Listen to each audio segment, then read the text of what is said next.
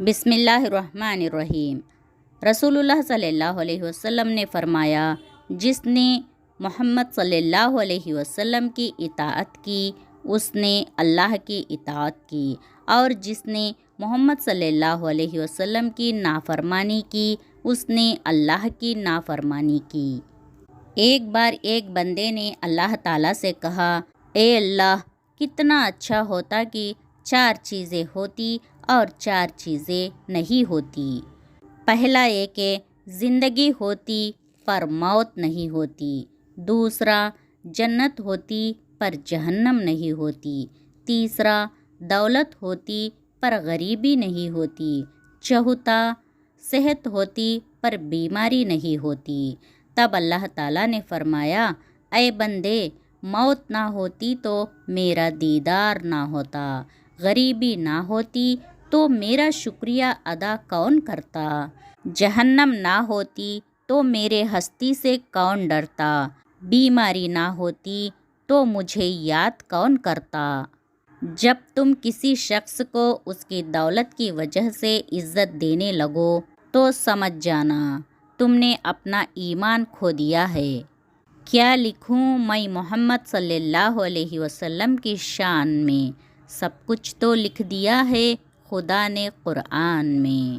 انسانوں کو غلام بنا کر تو ہزاروں بادشاہ بنے ہیں، لیکن غلاموں کو انسان بنا کر جو بادشاہ بنے وہ ہمارے نبی صلی اللہ علیہ وسلم ہیں۔ ایک لڑکے نے ایک بزرگ سے پوچھا، مجھے کیسے پتہ چلے گا اللہ نے مجھے معاف کر دیا کہ نہیں، کیونکہ میرے گناہ بہت ہیں، میرا دل کیسے مطمئن ہوگا کہ میرے رب نے معاف کر دیا؟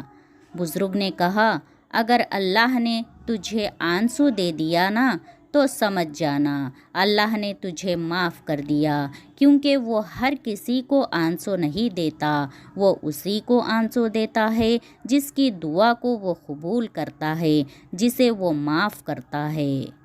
انسان مایوس اور پریشان اس لیے ہوتا ہے کیونکہ وہ اپنے رب کو راضی کرنے کے بجائے لوگوں کو راضی کرنے میں لگا رہتا ہے۔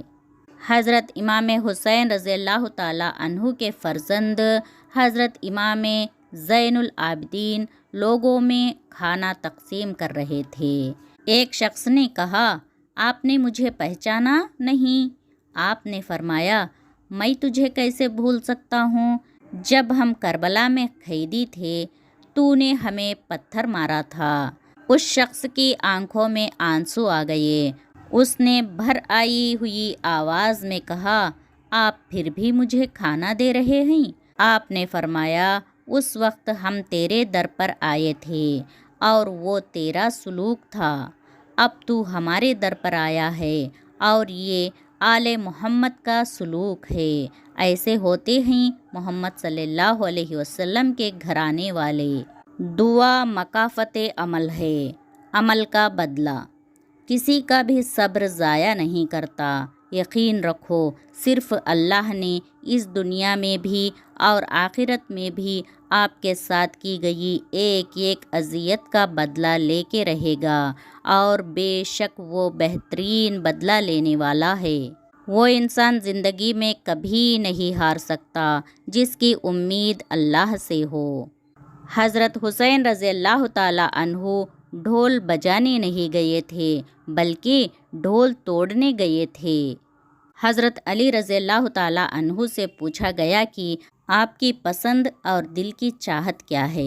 فرمایا، سخت گرمی کا زمانہ ہو، لمبے لمبے دن ہو، شدت کی بھوک ہو، غضب کی پیاس ہو، اور میں اللہ کے لیے روزے کی حالت میں رہوں۔